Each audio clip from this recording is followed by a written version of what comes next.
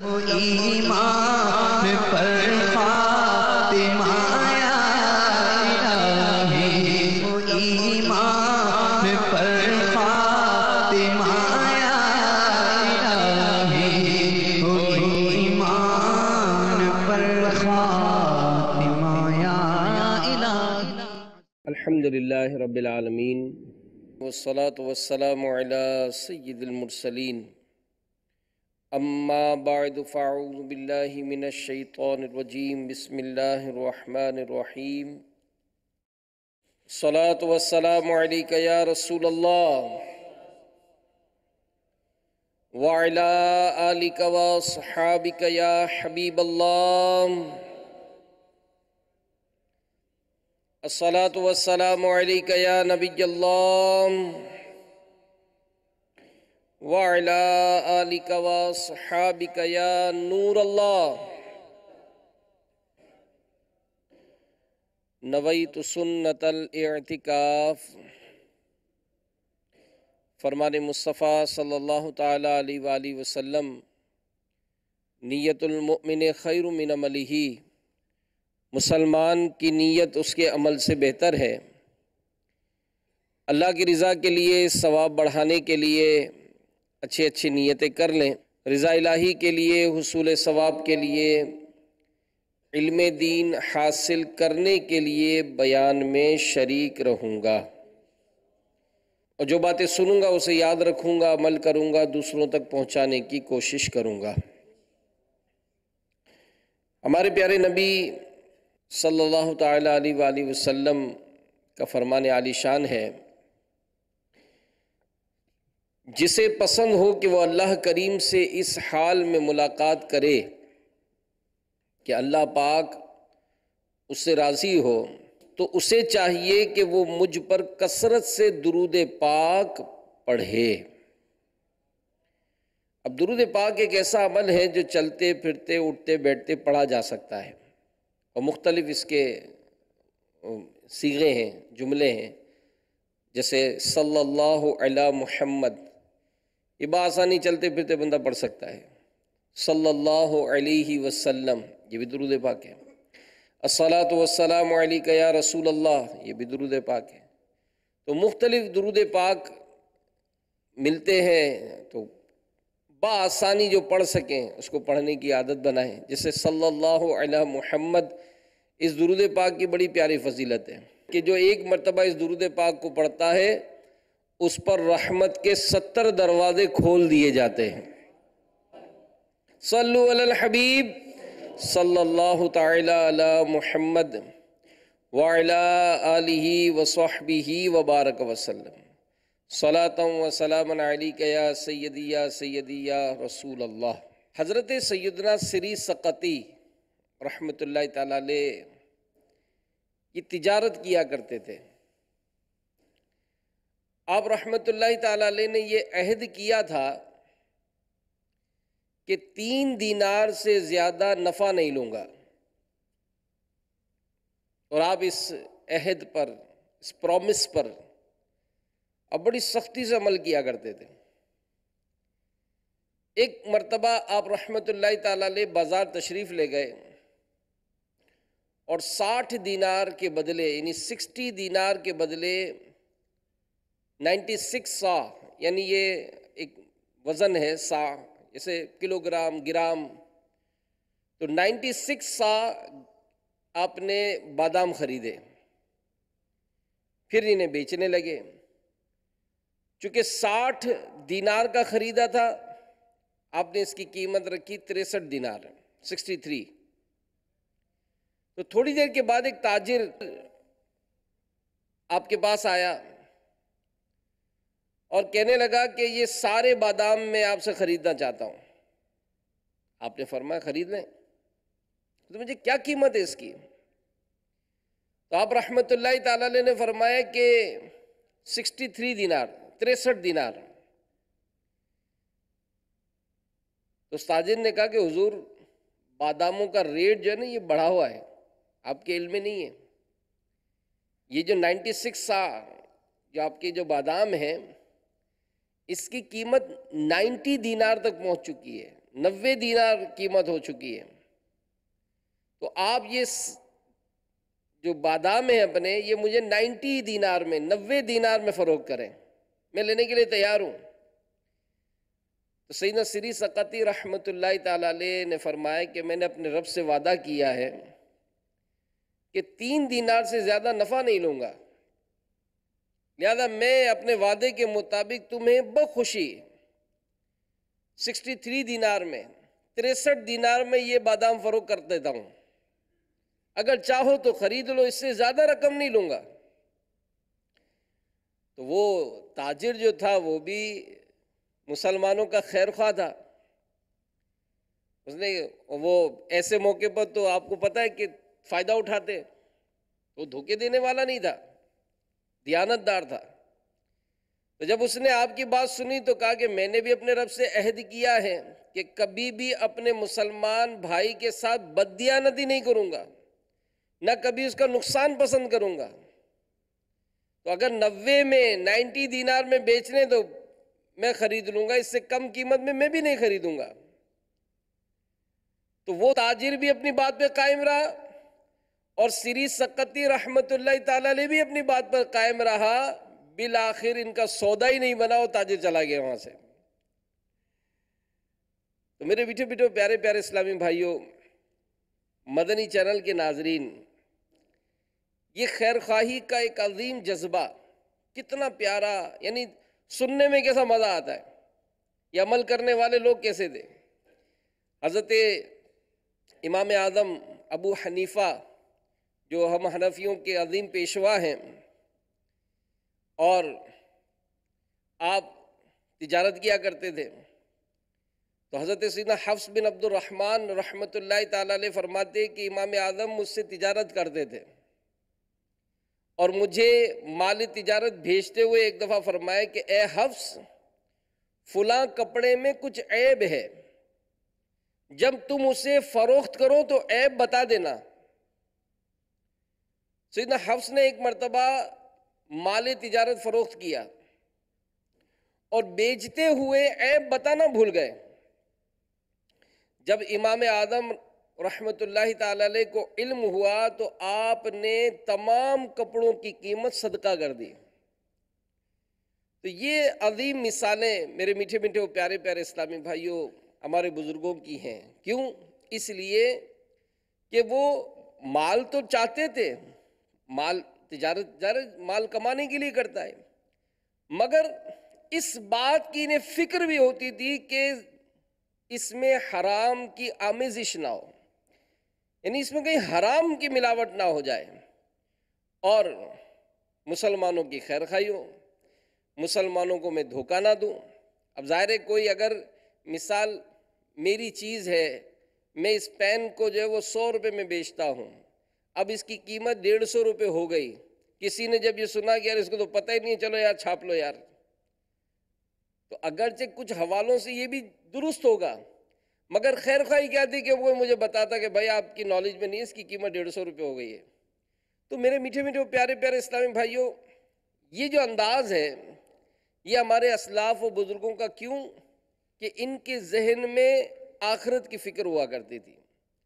ہمارے پیارے نبی صلی اللہ تعالی علیہ وآلہ وسلم کا فرمان عالی شان ہے کہ قیامت کے دن مال حلال جمع کرنے والے اور اسے حلال جگہ خرچ کرنے والے ایک شخص کو لایا جائے گا، پھر اس سے کہا جائے گا کہ حساب کے لیے کھڑے رہو، پھر اس سے ہر دانے، ہر ذرے اور ہر دانق یعنی کہ درم کے چھٹے حصے کا حساب لیا جائے گا، اسے کہاں سے حاصل کیا، کہاں خرچ کیا. پھر فرمایا اے ابن آدم، تو ایسی دنیا کا کیا کرے گا جس کا حلال کا حساب دینا پڑے گا اور حرام کی سزا بھگتنا پڑے گی. تو آخرت میں جن کو حساب دینے کی فکر ہوگی تو ظاہر زندگی کے ہر ہی معاملے میں وہ خیر خواہی کریں گے. وہ کبھی بھی یہ نہیں چاہیں گے کہ میں کسی کو دھوکہ دوں، وہ کبھی بھی اپنے مال میں حرام کی آمیزش نہیں ہونے دیں گے. تو میرے میٹھے میٹھے پیارے پیارے اسلامی بھائیوں، آج واقعی اس معاملے میں بچنا جو ہے یہ بہت ہی بظاہر مشکل نظر آتا ہے، لیکن جنہیں آخرت کی فکر ہوگی وہ اپنے ان معاملات میں احتیاط کریں گے۔ اور تاریخ میں ایسی شمار مثالیں ملتی ہیں کہ دنیا کے بہت سے علاقوں میں مسلمان تاجروں کے حسن سلوک، وعدے کی پاسداری، انصاف پسندی، دوسروں کی خیر خواہی کی سوچ سے لوگ متاثر ہوئے، اور رفتہ رفتہ لوگوں نے جب اسلام کے ان مبلغین کا، ان تاجروں کا جب یہ انداز تجارت دیکھا تو اسلام قبول کرنا شروع کر دیا، اور یوں ایک نئی جگہ پر دین اسلام کا مبارک شجر تناور درخت بن کر اس انسانوں کو اپنی ٹھنڈی چھاؤں مہیا کرنے لگا، اور لوگ ظلم و ستم سے چھٹکارا پا کر سکون زندگی حاصل کرنے لگے۔ تو تاریخ کا مطالعہ کرنے سے پتہ چلتا ہے کہ مبلغین اسلام جہازوں پر سامان تجارت لاد کر مدینۃ الاولیاء ملتان سے روانہ ہو جاتے، اور جاوا، سماٹر، فلپائن اور چین کے علاقوں میں پہنچ کر اپنی دکانیں کھولتے، جو کہ تبلیغ اسلام کا مرکز ہوتی، مقامی غیر مسلم آبادیوں کے ساتھ اسلامی اصولوں کی روشنی میں کاروبار کرتے، اور جب ان سے قربت اور اعتماد حاصل ہو جاتا تو نظریہ وحدانیت اور رسالت سے ناآشنا لوگوں کو اسلام کی دعوت پیش کرتے۔ ان تبلیغی انفرادی اور اجتماعی کوششوں کا خاطر خواہ نتیجہ برآمد ہوتا، اور غیر مسلم حضرات مبلغین اسلام کے حسن اخلاق، دینداری، خدا ترسی، دیانتداری اور معاملات کی صفائی دیکھ کر اسلام قبول کر لیتے۔ تو آج مشرق بعید، فار ایسٹ کے چھوٹے چھوٹے جزیروں میں جو مسلمان نظر آتے ہیں نا، تو بزرگوں نے اپنی کتابوں میں لکھا ہے کہ یہ انہی مبلغین کی کوششوں کا نتیجہ ہے۔ تو واقعی جو کاروبار بڑھانا بھی چاہتا ہے نا، جو یہ چاہتا ہے کہ میرے کاروبار میں برکت ہو، میرا کاروبار پھلتا پھولتا رہے، میں خوب ترقی کروں، اور ظاہر ہے جب کاروبار کب چلے گا؟ جب آپ کے پاس گاہک آئیں گے۔ دکان تو کھول لی، گاہک ہی نہیں آ رہے، پھر دکان کھولی، گاہک ہی نہیں آ رہے، پھر تو گاہک کو مستقل اگر بنانا چاہتے اور یہ چاہتے ہیں کہ میں مطلب کچھ اپنی کاروباری حیثیت کو اچھا کر لوں، تو میں انشاءاللہ چند طریقے آپ کو بیان کرنے کی کوشش کروں گا، کیونکہ موٹی سی بات یہ ہے کہ تھوڑا سا اس میں چیک کرنا پڑے گا اپنے آپ کو۔ اس کی مثال یوں لیں، ایک کسان جو ہے وہ اپنے گاؤں دیہات سے مکھن لایا کرتا تھا، اور وہ پیڑے بنا کر ایک ایک کلو کے وہ لا کر شہر میں ایک تاجر کو دیتا، اور تاجر سے اس کے بدلے میں وہ کھانے پینے کی اشیاء لے کر جاتا تھا۔ 10 پیکٹ وہ دیتا اور اس کے بدلے میں وہ تاجر سے سامان لے جاتا۔ ایک مرتبہ جب وہ آیا اور اس نے 10 پیکٹ دیے اور اس کے بدلے تاجر نے اس کو سامان دیا، تو اس کے جانے کے بعد تاجر کو خیال آیا کہ میں دیکھوں تو صحیح وزن میں کتنا ہے، کہتا تو ہے 1 کلو ہے، دیکھوں تو صحیح وزن کتنا ہے۔ تو اس نے اس پیکٹ کو تولا، تو وہ پیکٹ جو ہے وہ 900 گرام کا تھا، جبکہ کلو میں 1000 گرام ہوتے۔ تاجر بڑا حیران ہو گیا، اس نے دوسرا پیکٹ تولا، وہ بھی 900 گرام کا۔ 10 کے 10 پیکٹ تولے، وہ 10 کے 10 پیکٹ 900 گرام کے، یعنی 10 کلو میں 1 کلو کم ہو گیا۔ اب اس تاجر کو بڑا غصہ ہے کہ یہ کسان جس کو میں اتنا شریف آدمی سمجھتا تھا، یہ مجھے اتنا دھوکہ دیتا ہے۔ اگلی مرتبہ جیسے ہی وہ کسان اس کی دکان کی طرف آیا اور سیڑھی چڑھ کے اوپر ہی چڑھا تھا کہ وہ تاجر زور سے غصے میں اس کو بولا، او دھوکے باز، جاؤ چلے جاؤ یہاں سے، میری دکان سے کوئی تمہاری خرید و فروخت کا سلسلہ نہیں ہوتا۔ یوں کر کے اس نے شور شرابہ تاجر نے شروع کر دیا۔ اب وہ کسان بڑا حیران ہو گیا، پریشان ہو گیا، سب لوگوں کے سامنے یوں کو ڈانٹ دے۔ اس نے تاجر سے پوچھا، بھائی خیریت تو ہے، کیا بات ہے؟ کہہ رہا میں تم پہ بھروسہ کرتا تھا، اور تم جو ہے وہ مجھے جو مکھن دیا کرتے تھے 1 کلو کا پیکٹ بنا کر، تو وہ 900 گرام کا نکلتا، یعنی 10 کلو میں تم نے پورے 1 کلو کی مطلب دھوکے بازی کی میرے ساتھ. یہ تو اس بار میں نے تولا ہے، نہ جانے تم مجھے کب سے دھوکہ دیتے جا رہے ہو. یوں کر کے اس نے پھر شور مچانا شروع کیا کہ تم دھوکے باز ہو، تم چیٹر ہو، تم یوں ہو فلانا ہو، جاؤ میں تم سے کاروبار نہیں کرتا، میری دکان پر نہیں آنا. یوں کر کے اس کو پھر شور شرابہ کرنا شروع کیا.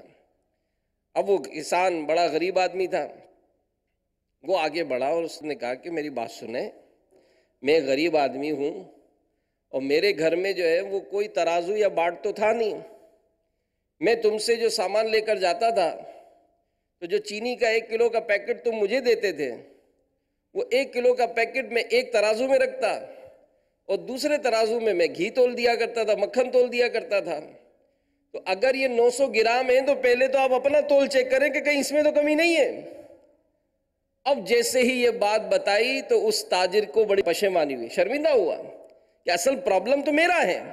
تو میں اگر کہیں دکان کھولتا ہوں، کہیں میں کاروبار کرتا ہوں اور میں اس بات کا بلیم کرتا ہوں کہ یار یہ لوگ صحیح نہیں ہیں، لوگ اچھا مال خریدنا نہیں چاہتے، میں دکان کھول کر بیٹھا ہوں، میری دکان پر کوئی نہیں آ رہا، میرا کاروبار دن بدن کمزور ہوتا جا رہا ہے، تو میں آخر وہ تلاش تو کروں کہ کہیں پرابلم میرے اندر تو نہیں پیدا ہو گئی، کہ نیتوں میں فطور میرے اندر تو نہیں آیا، کہیں دھوکہ دینے کی کوئی عادت تو نہیں پڑ گئی، کہیں کم تولنے کا کوئی نظام میرے یہاں تو نہیں آیا.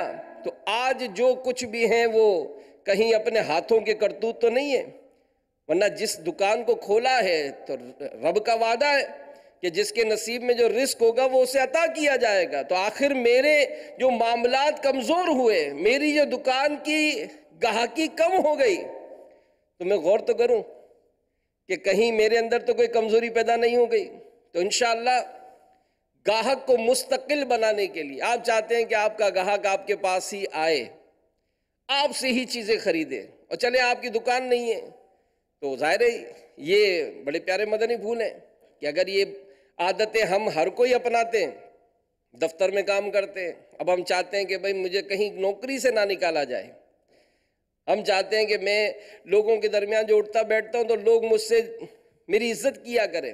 تو آئیے چند ایک مدنی پھول ہم سنتے ہیں، اپنی عادت بنانے کی کوشش کریں گے تو انشاءاللہ اس کی ہمیں برکتیں ملیں گی. اگر آپ سوچیں گے میں تو اسٹوڈنٹ ہوں، میں تو پڑھتا ہوں، میرا تو کوئی کام ہی نہیں ہے، تو چلیں آپ بھی یہ قبول کر لیں، کبھی نہ کبھی زندگی میں کوئی حصہ ہوگا تو کچھ نہ کچھ مل ہی جائے گا.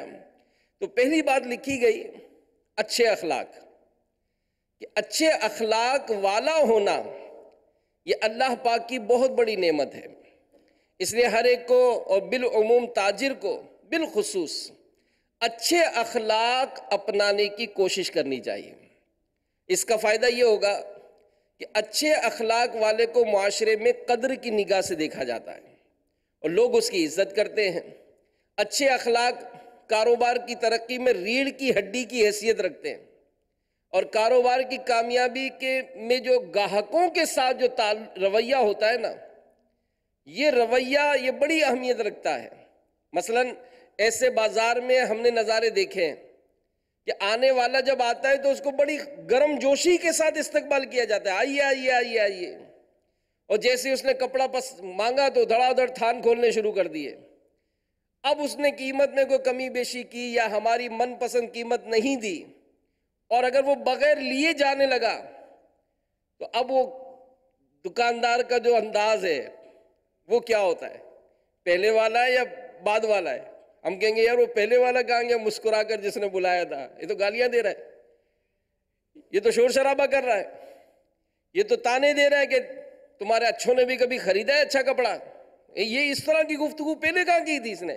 تو بڑی مسکرا کر اس نے مجھے بلایا تھا، اور میں اس کو مطلب سمجھ کر کہ یار جناب یہ تو بڑا اچھا لگ رہا ہے، اور یہ سمجھ کے میں اس کی دکان پر چڑھ گیا. اچھا اخلاق یہ کامیابی دلائے گا. اور اگر تنقید ہو گئی، گاہک نے کسی چیز میں عیب لگا دیا تو تنقید برداشت کرنے کی عادت بنائیے، یہ آدمی کو مضبوط بناتی ہے. گاہک کی کڑوی باتوں اور چیزوں میں بے جا نقص نکالنے کو برداشت کرنا سیکھیے. اگر آپ اپنے کاروبار کو اچھا بنانا چاہتے ہیں، اگر آپ اپنے کاروبار کو اچھا بنانا چاہتے ہیں تو یہ انداز اختیار کیجیے. گاہک کے ساتھ خندہ پیشانی کے ساتھ نرم لہجے میں بات کرنے سے اس کے مستقل بننے کے امکانات یہ بہت روشن ہوتے ہیں، بہت روشن ہوتے ہیں. کہ اگر اس طرح کی کوئی بھی بات کرتا ہے، مثال اگر ہم نے بھی کبھی کسی سے کوئی غلط انداز سے بات کی ہے، بعد میں سوچتے تو ہے نا کہ یار میرا انداز صحیح نہیں تھا، میرا انداز صحیح نہیں تھا. اگر ہمارا انداز کہیں بھی غلط ہوا ہے، کہیں بھی غلط ہوا ہے، تو یہ غلط انداز جو ہے اس نے بالآخر ہمیں یہ سوچنے پہ ضرور مجبور کیا ہوگا کہ یار میرا انداز جو ہے درست نہیں تھا. تو بہرحال میرے میٹھے میٹھے پیارے پیارے اسلامی بھائیوں، اگر ہم چاہتے ہیں کہ ہمارا کاروبار اچھا چلے تو ہمیں یہ انداز اپنانا پڑے گا. بعض اوقات ایسا بھی ہوتا ہے کہ کچھ لوگ صرف معلومات کے لیے آتے ہیں، جیسا امیر علیہ سنت فرماتے ہیں کہ جب چاند رات ہوتی ہے تو کئی ایسی نادان عورتیں جو خالی پرس لیے جو ہے وہ بازاروں کا رخ کرتی ہیں، لینا دینا کچھ بھی نہیں ہوتا، یہ کتنے کا ہے، یہ کتنے کا ہے. تو یہ بعض اوقات عام لوگوں کی بھی عادت ہوتی ہے، لینا وینا کچھ نہیں ہے. جیسے گائے منڈی لگی، جانور بک رہے ہیں، اور وہ ہر کوئی گھسا ہوا ہوتا ہے، بھائی کتنے دانت کا ہے، بھائی یہ کتنے کا ہے، لینا نہیں ہے اس کو. بس خواہ گھومنے گھامنے گئے اور پریشان کر رہے ہو، بار بار وہ جانور کے جو نا وہ دانت دیکھ رہے. تو یہ بہرحال انداز جو ہے وہ صحیح نہیں ہوتا.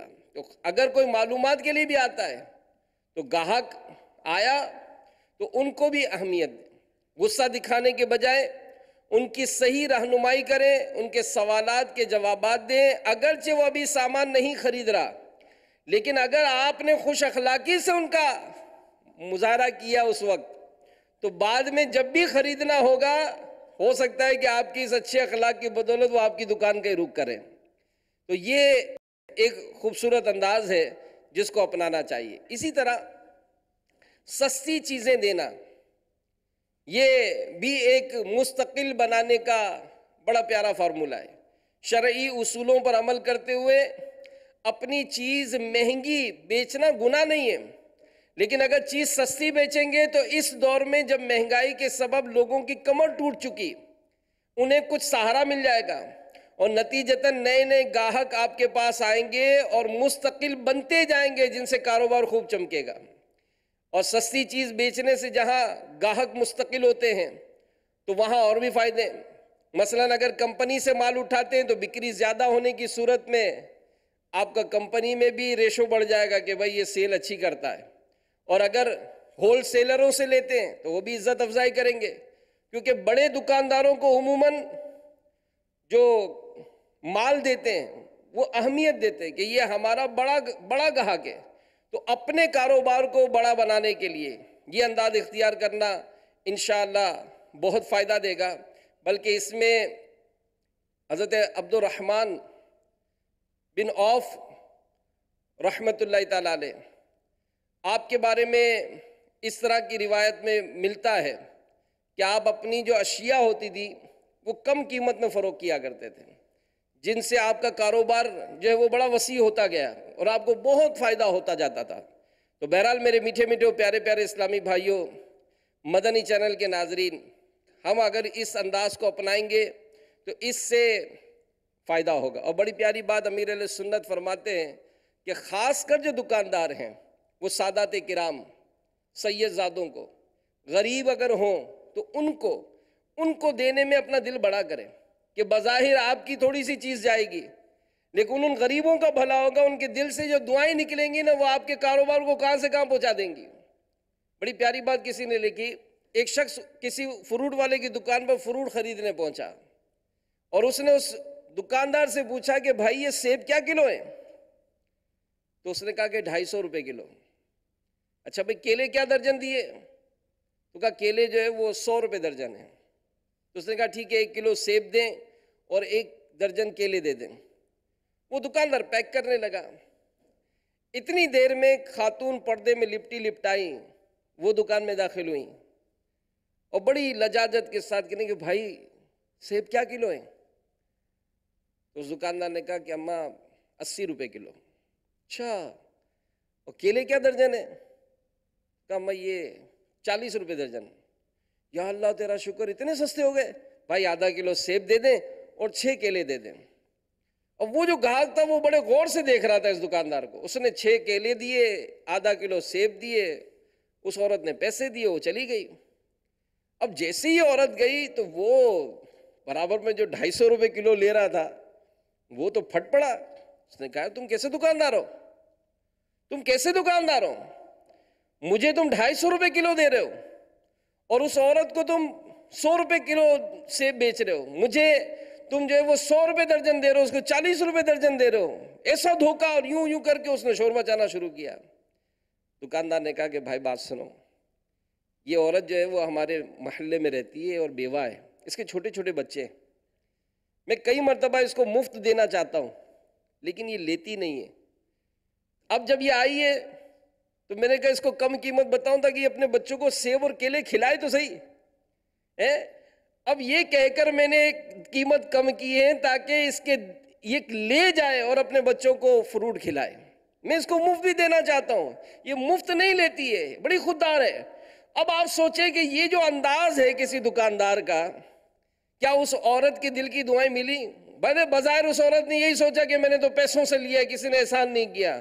اللہ جانتا ہے نیت کے در کی، اللہ جانتا ہے نیت کے در کی. تو اگر ہماری دکان پر سادات کرام آ گئے، سید صاحب آ گئے، ہم جانتے ہیں سید صاحب ہیں، ان کو ہم نے آدھی قیمت میں دے دیا، ان کو مفت دے دیا کسی طریقے سے، تو آپ یہ سوچیں کہ کون دیتا ہے دینے کو منہ چاہیے، دینے والا ہے سچا ہمارا نبی.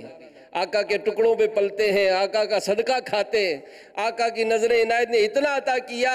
اگر ان کی ہی اولاد کو ہم نے کم قیمت میں دے دیا، ان کی ہی اولاد کو اگر ہم نے ان کی خیر خواہی کی تو سرکار کی کتنی نظر کرم ہو جائے گی. تو یہ بڑے کرم کے ہیں فیصلے، یہ بڑے نصیب کی بات ہے. تو یہ سستی کیوں بیچوں؟ ہم نے کسی کا ٹھیکہ نہیں لے رکھا، ہم نے تو یوں نہیں کیا، ہم نے یوں تو نہیں کیا. میرے پیارے بھائی، میرے پیارے دکاندار اسلامی بھائی، اگر کسی کی دعائیں لینی ہو نا، وہ دعائیں لے کر جو آپ اپنے کاروبار کو ترقی دیں گے نا، آپ کی ہوشیاری، آپ کے تعلقات، یہ کچھ بھی کام نہیں آئیں گے. کسی کی ایک دل کی دعا آپ کے بیڑا پار کر دے گی. خیر خواہی کرنی چاہیے. اور سستی چیزیں بیچنے سے گاہک بھی مستقل ہوتا ہے. پھر اسی طرح ایک اہم بات، عیب والی چیز نہ دینا. اور عیب والی چیزیں بیچنے کے اخروی نقصانات بھی ہیں. شریعت میں بھی منع ہے کہ اگر عیب والی چیز آپ دیتے ہیں تو آپ بتا کر دیں. عیب والی چیز اگر آپ کی مال میں ہے تو بتا کر دیں. اور دنیاوی نقصانات بھی ہیں، اس سے بچیے. کسی نے کیا خوب کہا ہے کہ جب کاروبار تباہ کرنا ہو تو عیب والی چیز بیچنا شروع کر دیں. آپ کے پاس کو واپس آئے گا ہی نہیں، آپ کے پاس کو واپس آئے گا ہی نہیں. اب ظاہر ہے اگر کسی کو آپ نے قلم دیا ہے اور بھلے اچھے سے ڈبے میں لگا کر دیا ہے، مگر آپ کو پتا ہے کہ اس کی نب ٹوٹی ہوئی ہے، اس نے یہ قلم تحفے میں دے دیا کسی کو، ٹھیک ہے، وہ تحفے والے نے پتہ نہیں کب کھولا.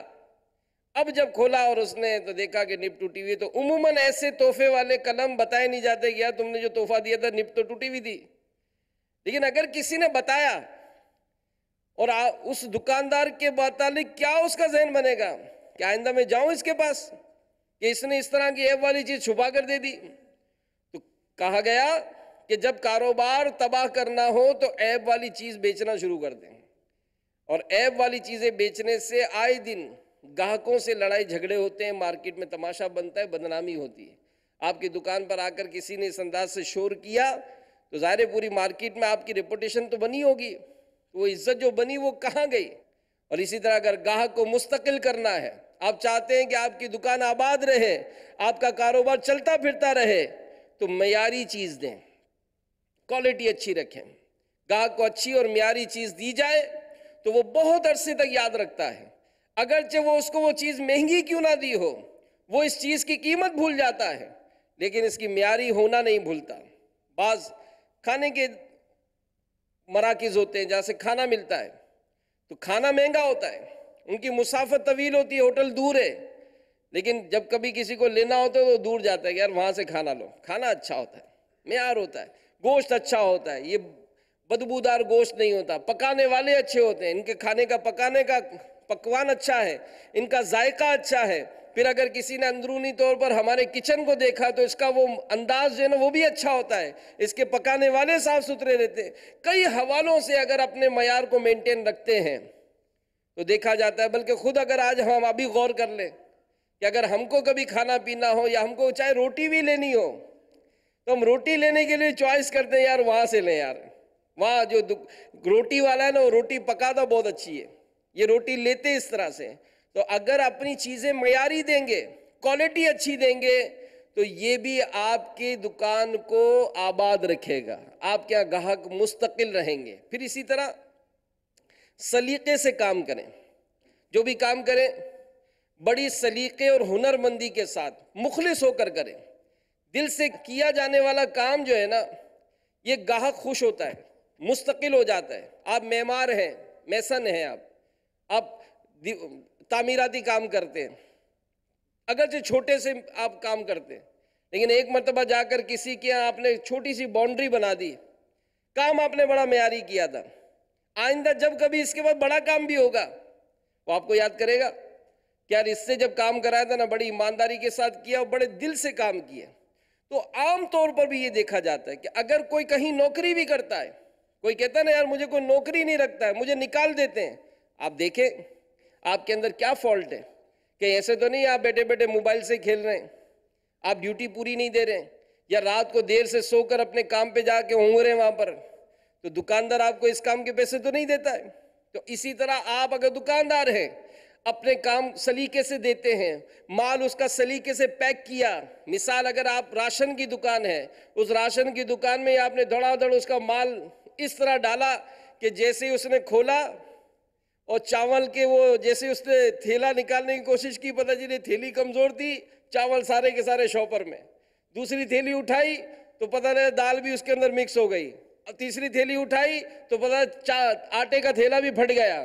تو یہ ساری جو انداز ہیں اگر اس میں معیار کو مینٹین رکھا جاتا ہے کہ آپ کی جو تھیلی ہے وہ بھی معیاری ہو، آپ کا جو شاپر ہو وہ بھی معیاری ہو، تو ان سب چیزوں کا اوورآل نتیجہ جو ملے گا وہ یہ ملے گا کہ گاہک جو ہے وہ آئندہ بھی آپ ہی کے پاس آئے گا۔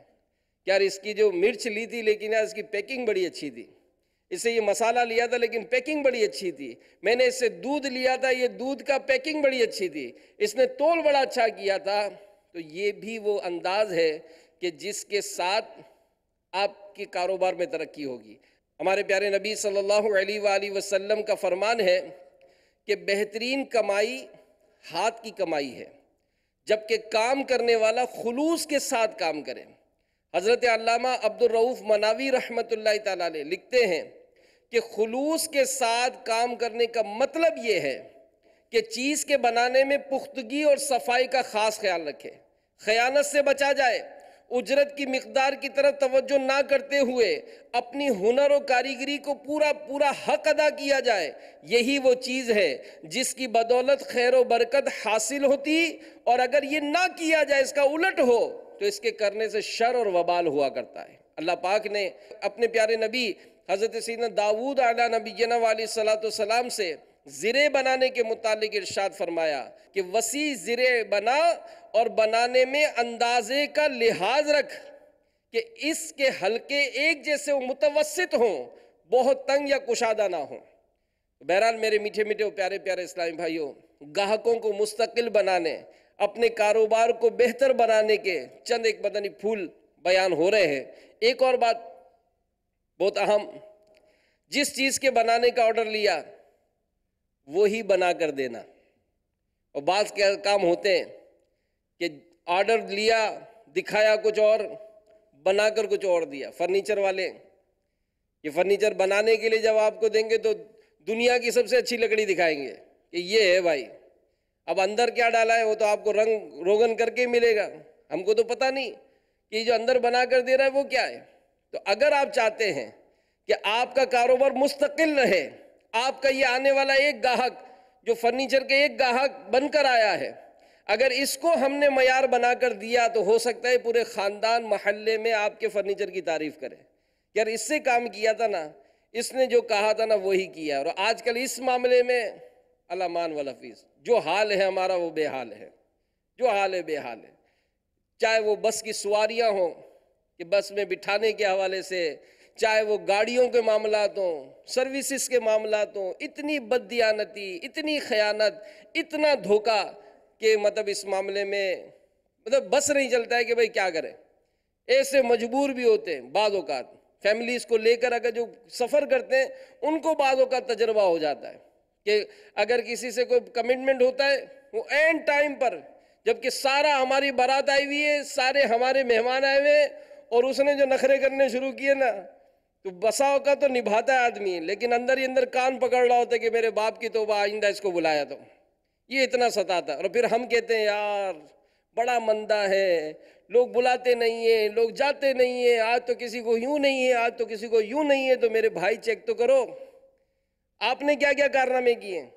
آپ نے کیا ایسا کہ اس نے ایک دفعہ بلایا تھا تو آپ نے اس کو ایسی سروس دی کہ اس نے کہا نہیں بھائی آئندہ بلانا ہے تو اسی کو بلانا ہے۔